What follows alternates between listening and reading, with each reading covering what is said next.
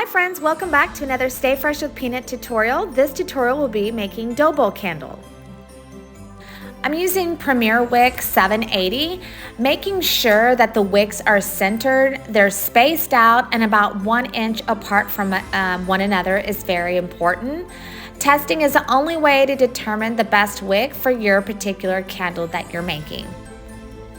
So take your time, don't rush, just make sure that your wicks are centered and again spaced out about 1 inch apart from one another and not too close to the sides.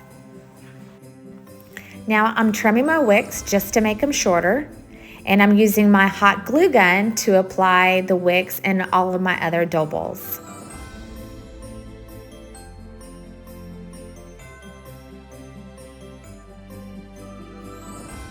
Now here comes the fun part, getting your wax ready. Today I'm using C55 coconut wax. This wax is used for wax melts and snap bars. However, I have found that it can also be used in dough bowls. So if to melt your wax, you can use a pour pitcher and do a double boiler to melt the wax, or if you have a melting pot, you can also place in the melting pot.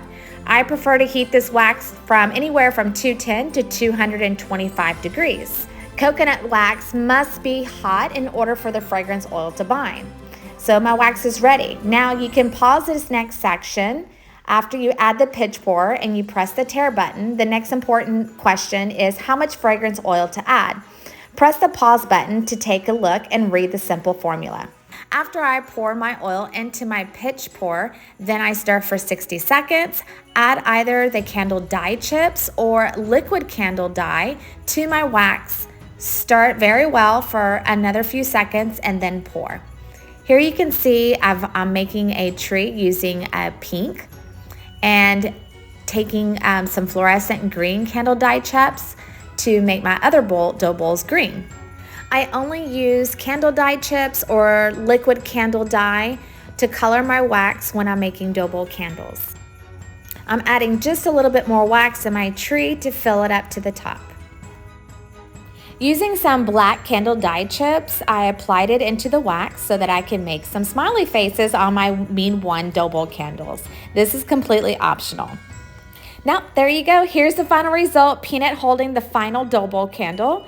I hope you enjoyed this tutorial. Don't forget to hit the subscribe button to be notified of future tutorials. Thank you so much for watching, and don't forget, #LiveLikePeanut.